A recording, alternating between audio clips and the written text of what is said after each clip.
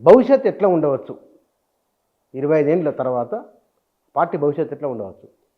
పార్టీకి ఉజ్వలమైన భవిష్యత్తు ఉంటుందని అనిపిస్తూ ఉన్నది. ఎందుకు అనంటే, ఈ రోజున్న సిచ్యువేషన్‌లో రేవంత్ రెడ్డి గారి మీద భ్రమలు వేయినాయి.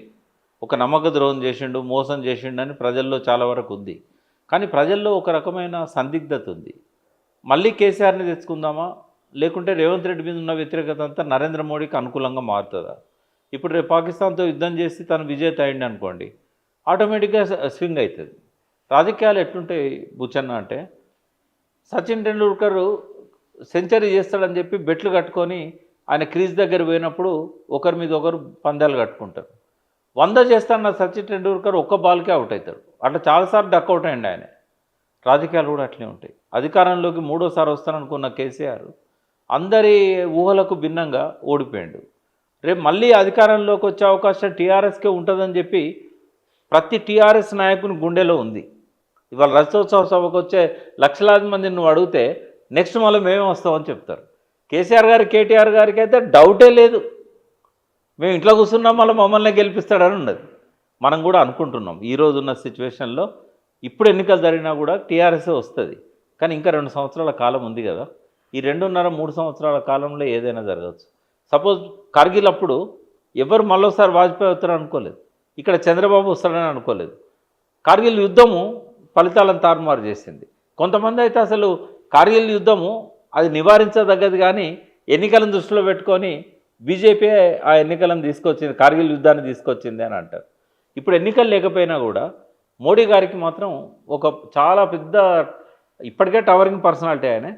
ఇంకా హిమాలయాలు అంతా ఎదుగుతాడు ఆయన కనుక ఇప్పుడు పాకిస్తాన్ని కంట్రోల్ చేయగలిగినా, లేకుంటే యుద్ధంలో సర్జికల్ స్ట్రైక్స్ చేసి టెర్రరిస్టులను అంతం చేసినా, పాకిస్తాన్ బుద్ధి చెప్పినా, అమెరికా దూకుడిని వెనుకకు తగ్గించినా మోడీ వాళ్ళ తిరుగులేదు అవుతాడు. తిరుగులేదు. మరి మోడీ ప్రభావ తెలంగాణ మీద ఉంటుందా ఉండదా? మొన్న 8 మందిని టీఆర్ఎస్ ఓట్లు లేకపోతే 8 మంది ఎంపీలు బీజేపీకి వచ్చేవాళ్ళ. ఇప్పుడు ఎక్కడ 38.5% ఉన్న ఓట్ బ్యాంకు 15% పడిపోయింది పార్లమెంట్ ఎన్నికల్లో. అవి టీఆర్ఎస్ ఓట్లు కాదా?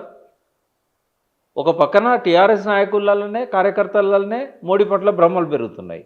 ఈ హిందూ ముస్లిం వైషమ్యాలు పెరుగుతాయి. పెరిగినప్పుడు సహజంగానే పోలరైజేషన్ హిందువుల దిక్కు వస్తుంది. వాళ్ళకి ఎవరు తిరుగులేని నాయకులు అంటే బీజేపీ అంటారు.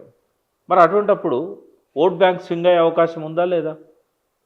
ఈ ప్రమాదం అయితే బీజేపీ ప్రమాదం అయితే బీఆర్ఎస్కు ఉన్నది, పొంచి ఉన్నది. పార్టీ అంతా ఐక్యతగా ఉండాలి. మొదలు పార్టీలకు వెళ్ళి ఏ నాయకుడు బయటికి పోయినా కూడా టీఆర్ఎస్ బలహీనపడుతుంది, ప్రధాన నాయకులు. అది కూడా వాళ్ళు చూసుకోవాల్సిన అవసరం ఉంది. ఇవాళ మీ ముందు కూర్చున్న ఈ సిచ్యువేషన్లో ఇంకొక 28 గంటల్లో సభ ఉన్నదనంగా నేను ఒకటి చెప్తున్నాను, ప్రధానమైన నాయకత్వంలో అసంతృప్తి ఉంది. అందరినీ ఇన్వాల్వ్ చేయలేదు. ఈ మహాసభ ఏర్పాట్లలో కొంతమందిని పక్కకు పెట్టారు. ఆ ప్రభావం కూడా రాబోయే రోజుల్లో టీఆర్ఎస్ను వెంటాడుతుంది. రెండవది, మోడీ యొక్క ప్రయత్నాలు కూడా తక్కువేమి ఉండవు. మొన్నటిసారి అధికారంలోకి రాకపోవడానికి ప్రధానమైన కారణం మోడీ. నేను ఒక పుస్తకం రాయబోతున్నా ఈ టీఆర్ఎస్ వైఫల్యాల మీద. అంటే ఎందుకు అధికారంలో కాంగ్రెస్ వచ్చిందనే దాని మీద. టీఆర్ఎస్కి నెగటివ్ కాదు, పాజిటివ్ క్రిటిసిజం ఉంటుంది అందులో. అవసరం ఏ పార్టీకైనా. అసలు ముఖ్యమంత్రి దగ్గర ఉండే వ్యక్తి, ఒక పార్టీ అధ్యక్షుని దగ్గర ఉండే వ్యక్తి ఎవరు ఉండాలి తెలుసా? ఎప్పుడు విమర్శలు చేసే వ్యక్తి ఉండాలి. ఉంటేనే ఇందులో ఎంతవరకు వాస్తవం ఎంతవరకు తప్పు అని ఆ నాయకుడు అర్థం చేసుకోవాల్సి వస్తుంది. దురదృష్టం ఏంటంటే స్వాతంత్రం వచ్చిన కానీ ఈరోజు దాకా క్రిటిక్స్ని ఎవరు పెట్టుకోరు, భజన పొరలం పెట్టుకుంటారు. పెట్టుకున్న వరకు నీ వైఫల్యాలు నీకు తెలివాయి కదా. అంటే మేధోమోదనం జరగాలంటే తాట రావాలి కదా, ఆ తాడిచ్చేటోడు ఒకడు ఉండాలి కదా అక్కడ. కాబట్టి ఎప్పుడో ఒకడు ఉండాలి అక్కడ, ఉంటేనే నడుస్తుంది అది. కేసీఆర్కైనా రేవంత్ రెడ్డికైనా ఓ మంచి క్రిటిక్ పక్కన ఉండాలి. వీడు నన్ను విమర్శిస్తుండని చెప్పి అనకూడదు. ఆ విమర్శ చెవిలో చెప్పేటట్టు ఉండాలి. చెవిలో చెప్పడానికి అవకాశం ఇవ్వకపోతే మీడియాలో చెప్తారు. భవిష్యత్తు టీఆర్ఎస్కి ఉంటుందని మీరు అంచనా వేస్తారు? టీఆర్ఎస్కి బీజేపీ మధ్యనే ఉంటుంది. ఒకవేళ మూడో పార్టీలు కూడా వచ్చే అవకాశాలు ఉన్నాయి. ఇంకొక 2 పార్టీలు రావచ్చు అనుకుంటున్నాను నేను. అదేంటో చూద్దాం తర్వాత. మనం కాలమే చెప్తుంది అది. ఆ రాకుండా నివారించే శక్తి కూడా కేసీఆర్కి ఉన్నది.